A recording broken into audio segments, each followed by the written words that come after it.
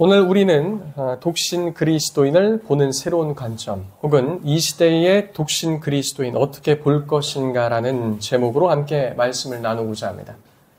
우리가 가정에 대해서 좀 여러 내용들을 좀 다뤘지만 오늘날 1인 가구가 급증하는 이런 내용들 그리고 요즘 청년 세대들의 결혼이 많이 미뤄지는 이런 내용들 그리고 또 여러 가지 독신의 여러 형태들이 많이 나타나고 있는 이런 내용들 속에서 우리가 이 부분을 함께 살펴보아야 할 필요성을 많이 느꼈습니다. 뿐만 아니라 지난 한 학기 동안 우리 참사랑교회 성도님들이 후원도 해주시고 또 기도도 해주셔서 기독교 윤리학 한 학기를 잘 마쳤는데요. 거기서 제가 윤리학 시간에 두 가지를 집중적으로 연구했는데 그 중에 하나가 바로 독신에 관련된 겁니다. 그래서 오늘 그 내용들 제가 신학대학원에서 이 발제를 한 거의 2시간 가까이 했는데 그 내용을 한 30분 정도로 추리하게 이 시간 성경이 말하는 내용은 무엇인지 함께 살펴보고자 합니다. 지금까지 우리가 신앙생활 해온 한국교회의 풍토는 모두가 결혼을 하는 것은 너무나도 당연시하는 그런 모습들이었습니다. 그래서 결혼하지 않는 사람들을 보면 어서 짝을 찾아 주어야 한다는 사명감 같은 것을 느끼곤 합니다. 형제님, 자매님, 어서 좋은 사람 만나야 할 텐데 괜찮으면 좋은 사람 찾아볼게요.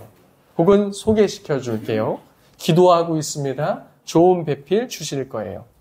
이런 말을 건넬 때 우리 안에는 결혼하지 않는 상태가 어딘가 부자연스럽고 부족하거나 아직 완성되지 않은 상태로 여기는 이런 인식이 스며 있는 경우가 거의 대부분이었습니다. 자신도 모르게 그런 시선을 가지고 있다는 사실을 우리 누구도 부인할 수 없을 것입니다. 최근 통계청 자료에 따르면 우리나라 전체 가구의 35.5%가 1인 가구에 속한다고 합니다. 그 중에서 20대, 30대 청년층은 35.9%로 이 상당수를 차지하고 있죠.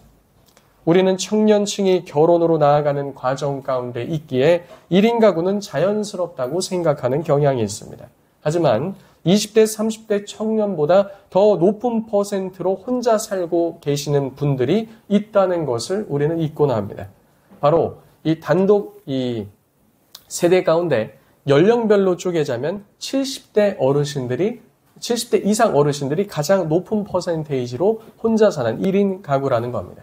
그리고 60대와 70대를 합치면 35.9%인 2030보다 36% 혹은 37%가량 한 1%에서 2%가량 높은 퍼센테이지로 60에서 70대가 혼자 살아가고 있다는 겁니다.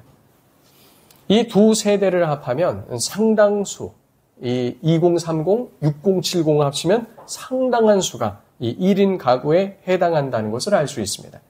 이제 독신은 일부 소수의 특이한 혹은 특별한 삶이 아닙니다. 이러한 추세는 오늘날 한국 교회 안에서도 너무나도 쉽게 발견할 수 있죠.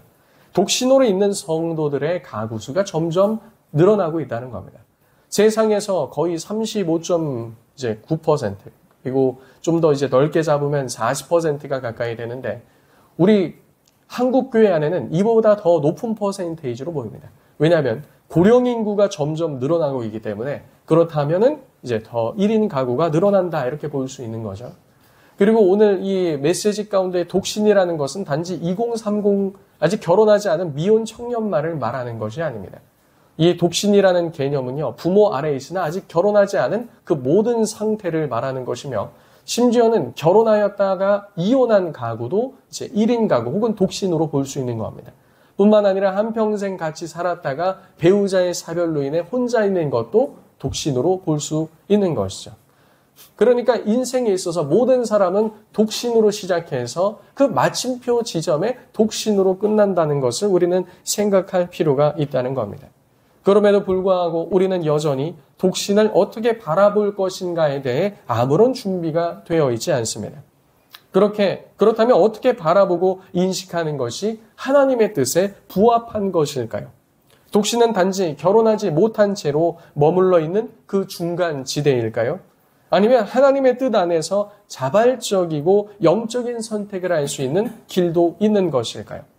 저 또한 일부 독신의 은사가 있는 자들을 제외하곤 하나님은 모든 사람에게 결혼을 원하신다고 말해왔습니다. 사실상 결혼하라는 말이죠. 그리고 이러한 방향성의 강의나 설교는 대체로 교회 측에서 먼저 요구를 해옵니다. 제가 외부에 나가서 강의할 때 가정에 대해서 강의하거나 청년들의 결혼과 성에 대해서 강의할 때 독신에 대한 주제도 꼭 언급해달라고 얘기합니다. 그럼 저는 이제 대체로 방향성이 꼭 결혼을 해라, 이제 이런 취지로 강의를 합니다. 이런 교회들이 그걸 요구하기 때문이고 모든 교회 세대에 있는 이 청년층들의 부모 세대가 그걸 원하기 때문이죠. 그런데 오늘 우리는 이 문제를 성경을 통해서 좀 살펴보고자 합니다. 바울과 예수님은 독신에 대해서 어떻게 말씀하셨을지 우리는 먼저 보겠습니다. 바울은 오늘 본문인 고린도전서 7장 7절에 이렇게 말합니다. 나는 모든 사람이 나와 같기를 원하노라. 바울은 누구와 같기를 원한다고 말했죠? 바울 자신인 나와 같기를 원한다라고 말했습니다. 바울은 독신으로 살았습니다. 그는 자신이 독신으로 살았던 것처럼 성도들도 그와 같이 독신으로 하나님을 섬기는 삶을 살았으면 한다는 뜻을 내비칩니다. 하지만 바울은 여기서 멈추지 않고 이렇게 말합니다. 각 사람에게 하나님께서 주신 자기의 은사가 있으니, 다른 말로 하면 독신은 하나님의 은사라는 겁니다. 즉 독신은 결혼의 실패나 중단이 아니라 하나님께서 주시는 적극적인 부르심일 수 있다는 것입니다. 바울은 독신의 삶을 부끄러워하거나 변명하지 않았습니다. 오히려 하나님이 주신 은사로 받아들였고 믿음의 공동체 안에서 유익한 삶의 방식으로 제시했습니다. 근데 어떤 면에 있어서는 당시에 이건 굉장히 센세이션한 겁니다. 굉장히 충격적인 겁니다. 특별히 이스라엘 공동체 가운데 그들이 이제 신약을 맞이해서 예수 그리스도의 교회 공동체가 형성된 이런 과도기적인 과정에 있음에도 불구하고 독신으로 살아간다는 것은 당시에 충격적인 그런 발언입니다. 뿐만 아니라 사도 바울은 이런 충격적인 메시지 말고도 다른 메시지도 전했죠. 가정에 대해서 전하면서 남편과 아내에 대해서 그리스도와 교회의 관계를 재정립하고, 그뿐만 아니라 부모들은 자녀를 노엽게 하지 말라라는 말로서 당시에 그리스 로마 시대의 아버지들이, 가장들이 자신의 자녀를 죽여도 법적인 책임을 묻지 않던 이런 시대에 놀랍고 충격적인 말들을 쏟아낸 겁니다. 그 모든 것은 하나님의 뜻 안에 있었다는 것을 알 수 있습니다. 예수님께서도 마태복음 19장에 이렇게 말씀하셨습니다. 천국을 위하여 스스로 된 고자들도 있느니라. 예수님의 이런 표현은 독신을 긍정하는 것이었습니다. 독신의 삶을 영적인 목적을 위한 삶으로 인정한 것입니다. 이는 독신이 단지 개인의 선택이 아니라 하나님 나라를 위한 은혜로운 소명일 수 있다는 놀라운 선언입니다. 그렇다면 이제 교회는 하나님 나라를 위해 반드시 결혼하여 생육하고 번성해야 한다는 기존의 사고 방식에서 벗어날 필요가 있다는 겁니다. 물론 제가 말씀드리고 성경 본문이 말하는 이것은 비혼을 적극적으로 권장하는 것이 아닙니다. 그러니까 나는 결혼하지 않겠다, 이런 풍토를 권장하는 게 아닙니다. 또 복음과 무관한 개인적인 이유만으로 독신을 선택하는 삶을 지지하는 것도 아닙니다. 성경은 결혼과 독신 모두 하나님께서 주신 삶의 여정으로 말하고 있다는 겁니다. 독신은 결코 부족하거나 실패한 삶이 아닙니다. 그러므로 현대 교회는 이 말씀의 의미를 깊이 되새길 필요가 있다는 거죠. 사실 우리 중 많은 이들은 여전히 결혼을 정상, 그리고 독신을 예외로 여기는 시각에서 자유롭지 못합니다. 우리는 너무 오랫동안 이와 같은 인식 속에 머물러 있었고 그 결과 이러한 생각이 너무나도 당연스럽게 여겨지게 되었다는 겁니다. 그러나 독신은 어떤 성도들에겐 하나님 나라를 위한 은혜로운 부르심이 될 수 있다는 겁니다. 자신의 시간과 열정, 그리고 힘과 재정을 하나님께 전적으로 드리기 위해 특별히 준비된 사람들이 있기 때문입니다. 그리고 당장 그런 준비가 돼 있지 않다 하더라도 하나님께서 그를 홀로 광야에 두시려는 것은 아닌지 그의 섭리와 과정을 우리는 이해할 수 없다는 거죠.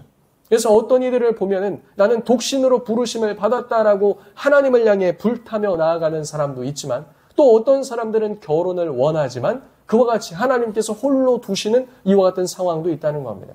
또 어떤 사람은 열심을 다해서 가정의 회복을 위해 애쓰고 하나님의 말씀대로 세우기 위해 노력하였지만 그와 같이 나눠지는 아픔을 경험하며 홀로 있는 자들이 있으며, 또 어떤 이들은 백년해로하며 아름답게 행복한 가정을 꾸준히 가꾸며 나아가길 원했지만 한편 배우자를 하나님께서 먼저 불러가심으로써 홀로 있는 자들도 있다는 거죠.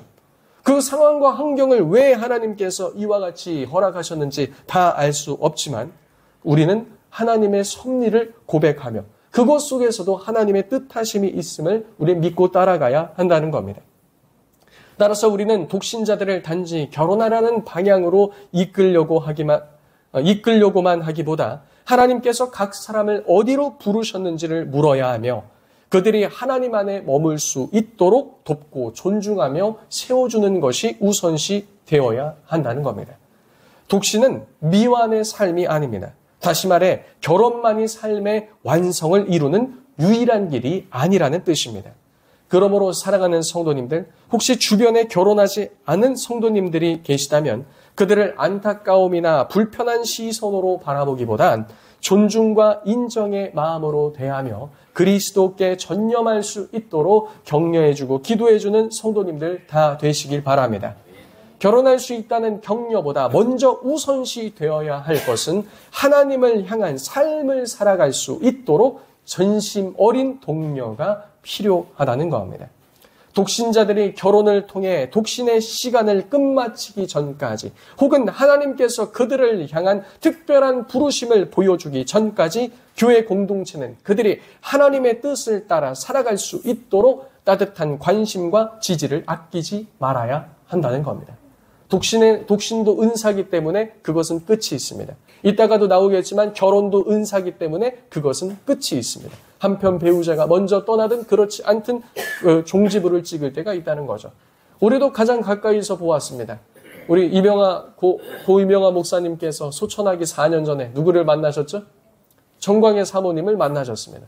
일평생 독신으로 살다가 60세에 하나님의 부르심을 받고 결혼의 은사 가운데로 들어갔으나 그 기한이 길지 않게 두셨음도 우리는 보았죠. 그러니까 그 모든 것에는 이 땅은 유한하며 하나님께서 허락하신 것에는 그 끝이 있다는 겁니다. 그러면 그 과정과 그 사이 동안 하나님께서 원하셨던 것이 무엇인가? 우리는 이것에 집중해 볼 필요가 있다는 겁니다. 우리는 이제 왜 그동안 결혼을 너무나도 당연히 여기며 독신을 미완성된 삶처럼 바라보았는지를 되돌아보아야 할 때입니다. 독신을 단지 결혼하지 않은 상태로 보는 세상적인 시각을 넘어 하나님 앞에서 이 삶이 어떤 의미를 가질 수 있는지 구약과 신약 그리고 복음의 빛 아래 함께 생각해 보고자 합니다. 이러한 과정이 현재 독신에 있는 성도들에게 도움이 되고 또 우리 역시 생각을 새롭게 하는데 도움이 될 줄 믿습니다. 우선 구약을 보면 독신은 구약시대에 지극히 적은 부분에 해당했음을 우리는 알 수 있습니다. 구약의 세계는 기본적으로 결혼과 자녀 출산이 하나님께 받은 복의 징표로 간주되었기 때문입니다. 하나님께서 아브라함에게 약속하신 복은 내 자손이 하늘의 별처럼 많게 되리라는 것이었습니다. 따라서 결혼하지 않거나 자녀를 낳지 않는 것은 곧 이 축복에서 제외된 것처럼 여겨졌습니다. 그럼에도 불구하고 구약에서도 예외적인 독신의 이야기가 존재합니다. 그 대표적인 인물이 바로 선지자 예레미야입니다. 하나님께서는 그에게 특별한 사명을 주시며 이렇게 말씀하셨습니다. 너는 이 백성 중에서 아내를 맞이하지 말며 자녀를 두지 말지니라. 예레미야 16장 2절에 말씀하셨죠. 예레미야는 당시 유다의 심판을 앞두고 있는 상황 속에서 하나님의 심정을 대변하기 위해 독신으로 부름을 받았습니다. 이처럼 구약에서도 독신은 하나님의 특별한 부르심 아래 등장하곤 합니다. 한편으로는 육체적인 질병이 있는 자들 혹은 여러 가지 가정적인 문제나 재산의 문제가 있는 자들도 독신으로 머물고 있음을 성경은 말해주고 있습니다. 그중에 육체적인 문제가 있는 자들에 대해서 성경은 이렇게 말합니다. 고자라는 표현을 쓰며 고자는 고대 이스라엘 사회에서 소외된 그룹으로 이렇게 평가를 하고 있죠. 그러나 이사야서 56장에는 놀라운 예언이 선포됩니다. 이사야 56장 5절에 보면 나는 그들에게 내 집에서 자녀보다 나은 이름을 주며 영원한 이름을 주어 끊어지지 않게 하리라 라고 말합니다.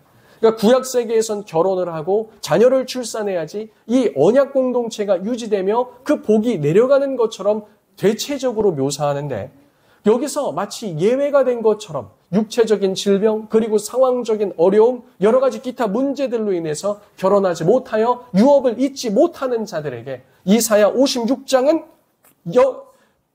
자녀보다 나은 이름을 주며 영원한 이름이 주어서 끊어지지 않게 하리라는 예언이 선포된다는 겁니다. 하나님께서는 결혼하여 자녀를 낳을 수 없는 이들도 영적인 유산을 주시겠다고 약속을 하셨습니다. 이는 신체적 연약함으로 인해 독신에 처할 수밖에 없는 그들에게 하나님 나라 확장을 위해서 쓰임받을 수 있다는 성경적 선언으로 볼 수 있는 거죠. 다음으로는 신약을 좀 보겠습니다. 신약에 이르러 독신은 완전히 새로운 빛 아래 놓여집니다. 말씀 서두에서 언급한 것처럼 예수님 자신도 독신으로 사셨습니다. 예수님이 말씀하신 마태복음 19장의 말씀은 이사야서 56장 말씀을 떠올리게 합니다. 예수님께서는 이렇게 말씀하셨습니다. 어미의 태로부터 된 고자도 있고 사람이 만든 고자도 있으며 천국을 위하여 스스로 된 고자도 있느니라. 이 말을 받을 만한 자는 받을지어다. 예수님께서는 태어나면서부터 고자된 자, 사람들이 만든 고자를 언급하며 천국을 위하여 자발적으로 독신을 선택한 삶도 있다는 부분을 언급하셨습니다. 하지만 그것은 누구나 선택할 수 있는 길이 아니라 하나님이 주신 은혜를 특별히 깨달은 자만이 감당할 수 있는 특별한 부르심임을 말씀하셨습니다.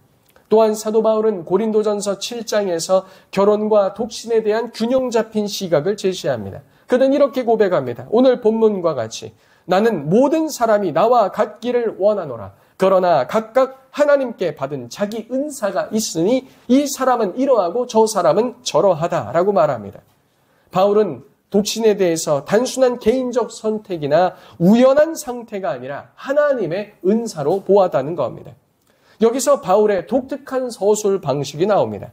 바울은 결혼과 그리고 독신 둘 다 하나님의 선물이며 비교 우위의 우열 대상이 아니라고 말하고 있는 겁니다. 그는 독신이 단지 육체적인 절제가 가능한 자가 선택하는 것이 아니라 하나님 나라에 더욱 전념할 수 있는 삶의 형태임을 강조하고 있습니다. 장가가지 않는 자들은 주의 일을 염려하여 어찌하여 주를 기쁘시게 할까 하되, 고린도전서 7장 32절에 말하죠. 하나님 나라의 일에 전적으로 집중하기 위해 선택한 독신은 실제로 그러한 환경을 제공해 줄 수 있다고 말하는 겁니다. 바울은 독신은 결혼보다 열등한 상태로 보지 않았습니다. 오히려 결혼과 독신은 서로 다른 방식으로 하나님의 사랑을 나타내는 삶의 형태로 보았던 겁니다. 그래서 제가 이전까지 늘 우리 참사랑교회에서 설교하고 강의했던 부분이 있죠. 바로 결혼을 통해서 하나님 나라를 어떻게 우리가 이루어가며 남편은 남편으로서, 아내는 아내로서 그리스도와 교회와의 그와 같은 친밀한 관계와 그리고 자녀를 양육함을 통해 하나님의 기쁘신 어떠한 것을 알아갈 수 있다고도 말씀드렸습니다. 그러나 사도 바울이 말하고 있는 이 본문을 통해서, 고린도전서 7장을 통해서 우리는 알 수 있는 것은 바로 그와 같이 독신에 있는 사람들도 그와 같은 삶의 모든 여정을 통해 그리스도와 교회와의 관계, 그리고 하나님의 통치, 그리고 하나님의 기쁘신 뜻을 알아가는 삶의 과정으로서 두실 수 있다는 겁니다. 신학자 스탠리 그랜즈는 결혼이 하나님 사랑의 배타성과 친밀함을 반영한다면 독신은 하나님 사랑의 보편성과 개방성을 드러낸다고 말합니다. 즉, 결혼은 특정한 관계 안에서 헌신이고 독신은 더 넓은 공동체를 향한 헌신의 삶일 수 있다고 말해주는 겁니다. 그래서 이거는 우리 교회 공동체 안에서도 그대로 드러나죠. 우리가 교회 공동체 안에 있지만 기본적으로 우리의 사랑은 배타성을 띠고 있다는 겁니다. 그래서 교회 안에 있어도 우리는 우리 형제 자매 성도들 간의 교제를 하지만 우리는 1차적으로 누구를 가장 먼저 챙깁니까? 누구를 먼저 챙기죠? 가족들, 교회 안에서 함께 출석하는 가족들을 먼저 챙긴다는 겁니다. 이게 바로 배타성입니다. 그리고 그 헌신은 성도와 성도 간의 관계보다 훨씬 더 끈끈하고 깊이 있게 되죠. 아무래도 예를 들면 남전도회, 여전도회 회원들이 각각 있고 각 가정들이 있는데 한 남편이 다른 여전도 회원에게 더 관심을 갖던지 더 충실하다면 이건 뭔가 이상하고 문제가 있지 않겠습니까? 그리고 교회 안에서 교사 선생님이라고 해도 누가 있습니까? 자기 자녀들이 교회에 다니고 있다면 자기 자녀에게 먼저 관심을 쏟고 돌보는 것은 너무나도 지극히 상식적이고 당연한 것이다라는 겁니다. 그래서 교회 안에 있는 교사들이나 서로 이와 같은 공동체 구성원 가운데 누가 누구를 먼저 챙기되 가족끼리 먼저 챙기는 것에 있어서 우리는 이상하게 볼 필요가 있습니까? 없습니까? 없고 너무나 당연한 거다라는 거예요. 어떻게 주일학교 교사이면서 자기 애만 먼저 챙기는가? 그건 당연한 겁니다. 어떻게 목사이면서 자기 가족 먼저 챙기는가? 그건 당연한 겁니다. 우리는 이렇게 생각할 수 있는 겁니다. 하지만 독신의 삶은 어떻습니까? 보다 더 넓은 공동체에 헌신할 수 있는 그런 삶의 모습을 띠고 있다는 거죠. 예수님과 바울도 모두 이 진리를 삶으로 증거하셨습니다. 예수님은 독신으로 지내시면서 깊은 공동체적 삶을 사셨습니다. 제자들과 늘 함께 하셨고 베다니의 나사로와 마르다와 마리아와 친밀한 우정을 나누셨습니다. 이는 독신이 고립이 아니라 다른 방식으로의 사랑과 헌신이 가능하다는 본보기입니다. 결국 이와 같이 하나님께 전적으로 헌신된 독신의 삶이라면 이러한 삶은 하나님 나라의 종말론적 실제를 미리 보여주는 삶이기도 하다는 겁니다. 예수님께서는 마태복음 22장 30절에 부활 후에는 장가가고 시집가는 일이 없고 천사들과 같다고 말씀하셨습니다. 하나님께 헌신하기 위한 독신의 삶은 이 땅에서의 결혼 제도가 더 이상 존재하지 않는 영원한 하늘나라의 삶을 미리 보여주는 표지적인 삶이 될 수 있다는 겁니다. 그러니까 천국에 가면 결혼하고 장가가고 시집가고 이런 게 있습니까? 없습니까? 없어요. 거기선 결혼도 하지 않고 서로 자녀들도 없으며 형제 자매와 함께 교제하는 그와 같은 하나님 나라 백성이자 온 무리가 함께 가족 공동체와 같은 그런 삶의 모습이라는 겁니다. 그래서 이 땅에서의 독신자의 삶은 그러한 천국에서의 삶을 미리 보여주는 것과 같다라는 겁니다. 그러므로 이와 같은 삶의 방식으로의 독신은 단지 결혼의 실패자가 아니라 하나님 나라를 앞당겨 사는 사명자의 모습으로 비춰질 수도 있다는 거죠. 지금까지 우리는 성경이 말하는 독신의 가치를 함께 살펴보았습니다. 다만 우리가 주의해야 할 부분은 앞에서도 한번 언급했듯이 지금까지 말한 독신은 자기 자신을 위한 독신은 결코 아니라는 것입니다. 성경이 말하는 독신은 하나님 나라를 위해 하나님께서 주시는 은사요, 하나님 나라를 위한 삶의 방식으로 나타난다는 겁니다. 그렇다면 우리는 어떤 독신을 말해야 하며 독신을 어떻게 바라보아야 할까요? 무엇보다 먼저 말씀을 근거해서 독신자들이 결혼을 향해 나아가든 아니면 예수님이 말씀하신 하나님 나라를 위하여 독신의 삶을 택하든 믿음으로 그 길을 나아갈 수 있도록 격려해야 한다는 겁니다. 교회는 너무 오랫동안 결혼을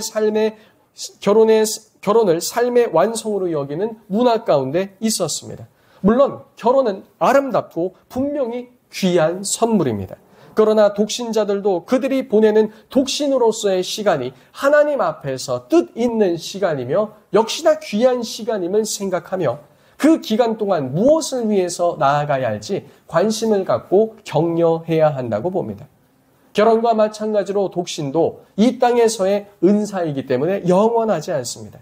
결혼도 사별이나 혹은 원치 않았으나 여러 가지 문제로 인해서 끝날 수도 있음을 우리는 알 수 있습니다. 독신 또한 사랑하는 이를 만나면 결혼을 통해서 그 기간이 끝나기도 하며 시간이 지나면 다시 우리는 결혼 생활을 하다가도 독신으로 돌아오기도 합니다. 그렇게 누군가 결혼하지 않았다는 이유로 안타까워하거나 무언의 압박을 주는 것보다 결혼을 기다리는 기간에 있든 독신을 준비하며 나아가는 삶의 여정 가운데 있든 그가 전적으로 하나님의 뜻을 구하며 나아갈 수 있도록 우리는 기도해주고 격려해야 한다는 겁니다.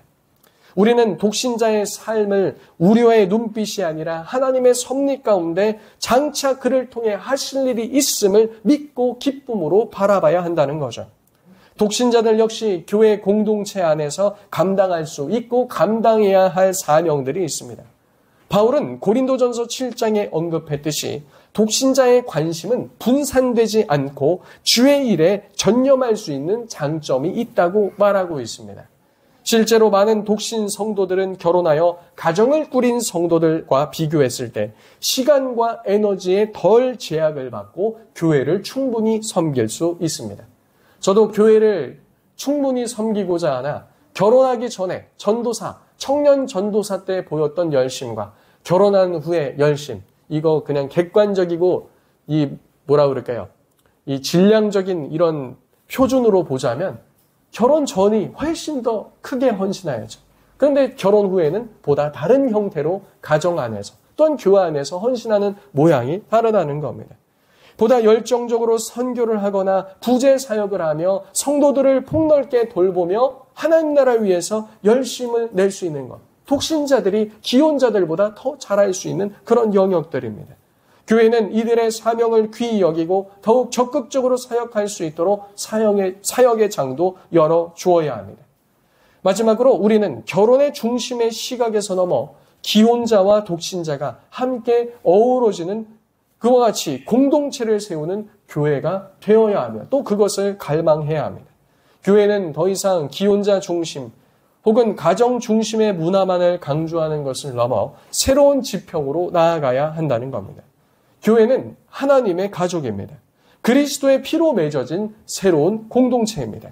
육신의 가정이 아니라 믿음 안에서 맺어진 공동체가 더 근본적인 가족임을 우리는 기억해야 합니다.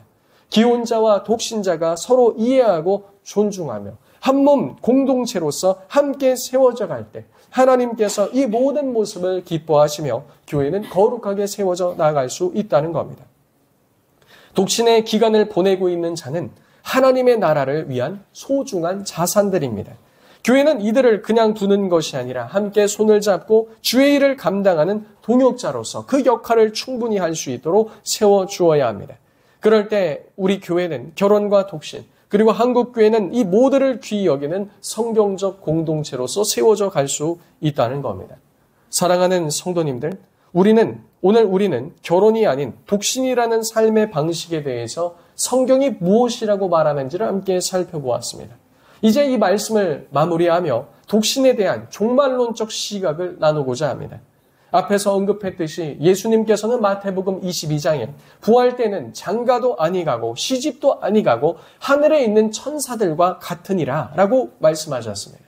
이는 결혼이 이 땅에서만 존재하는 제도이며 영원한 하나님 나라에서는 더 이상 지속되지 않는다는 선언입니다. 인간의 가장 깊고 친밀한 관계조차 하나님 나라에서의 완전한 사랑 앞에서는 잠시 머물다가는 그림자에 불과하다는 것이죠. 그렇다면 독신 상태로 하나님 나라를 위해 헌신하며 세상에 얽매임 없이 성도를 섬기는 삶의 모습은 어떠한 모습일까요? 그것은 장차 우리가 모두 누리게 될 하늘 나라의 삶을 이 땅에서 미리 보여주는 삶의 모습이라 할 수 있는 겁니다. 어떤 가족에 얽매이지 않고 자유자로서 이 형제와 자매 그리고 온 세대를 통틀어서 교제할 수 있는 그런 단독자의 모습으로서 미래 천국에서 보여주는 그 모습을 보여주는 이제 예표가 될 수 있다는 겁니다. 곧 형제와 자매로 하나 되어 하나님을 사랑하는 모습으로 살아가는 모습 말입니다. 그러므로 교회는 이 두 은사, 결혼과 독신, 이 모든 모습이 각각 하나님 나라를 위한 삶의 방식이 되도록 바르게 가르치고 세워 나아가야 한다는 겁니다. 결혼을 지나치게 이상화하거나 독신을 반드시 극복해야 할 상태로 여기기보다 결혼이든 독신이든 모두 하나님 나라를 세워가는 삶으로 나아가도록 말입니다. 그래서 사도 바울은 그 성도들에게 얘기했을 때 이렇게도 말합니다. 결혼하다가 갈린 자거든 그냥 그대로 살아라. 그대로 살든지 다시 합치든지 그렇게 해라. 그리고 그 정욕에 이길 수 없거든 결혼해라. 다시 합쳐서 결혼해라 라고 이렇게 말합니다. 그러니까 사도 바울은 결혼이든 독신이든 그 모든 것이 누구의 영광을 위해 그렇게 되게 하라? 하나님의 영광을 위해서 그렇게 되게 하라.